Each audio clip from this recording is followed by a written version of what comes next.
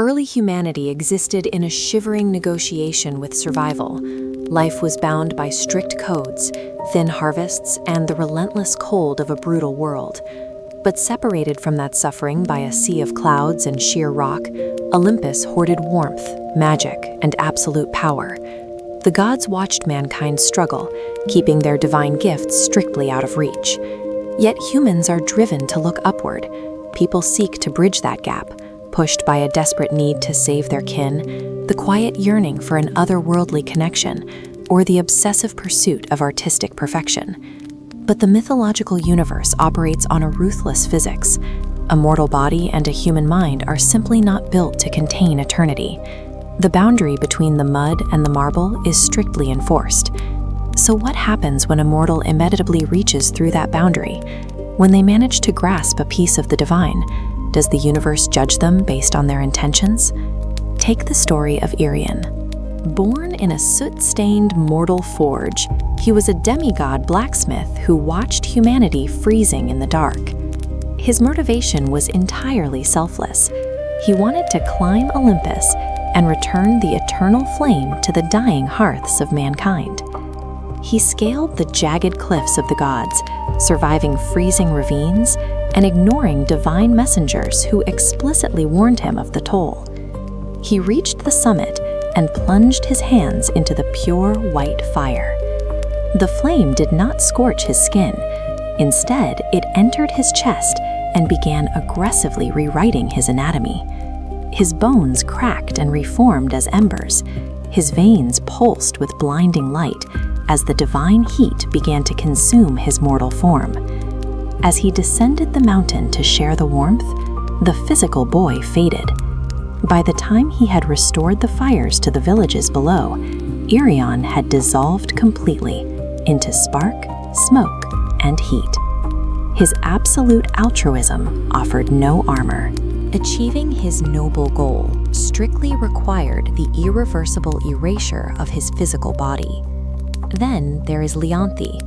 She was a fearsome Spartan warrior who walked away from blood and military command, seeking only a quiet, peaceful connection beneath the night sky. She found that peace in a hidden grove, forming a silent, innocent bond with a strangely warm, starlit swan. She asked for no power and sought no glory. She didn't even know she was touching the divine. But the swan was the god Apollo, cursed by Zeus to remain in an animal form until a mortal discovered his true identity. One night, Leonthy stumbled upon an ancient altar and spoke his name aloud. That single, unwitting realization triggered the final condition of the curse. Apollo's golden light dulled, and his flesh stiffened into cold marble, trapping him as a statue forever. Leonthy dropped her Spartan armor and left her old identity in the dirt. She spent the rest of her mortal life, and perhaps eternity, kneeling in absolute silence beside the frozen stone. Innocence provided no shelter. Her pure, unintentional love annihilated her former life and bound her to an eternity of grief. Finally, consider Melanian. He was a bard gifted by the muses with an understanding of music so profound his chords could still the wind and bring tears to hardened warriors. He composed a final, perfect song that captured the absolute truth of reality. But instead of sharing it with a broken world, he locked the melody away in his own mind, hoarding the divine creation solely to satisfy his own ego. This diagram illustrates the mechanics of the punishment the gods devised.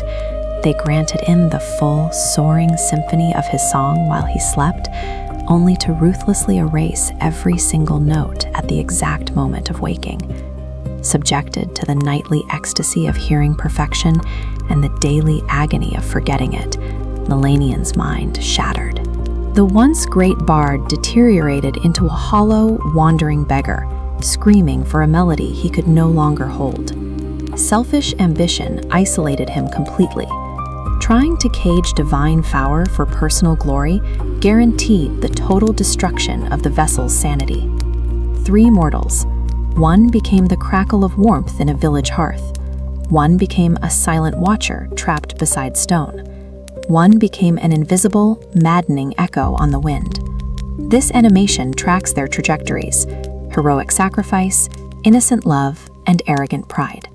They all start from entirely different moral origins, yet they all crash into the exact same point of absolute ruin. The mythological universe does not grade human actions on a moral curve.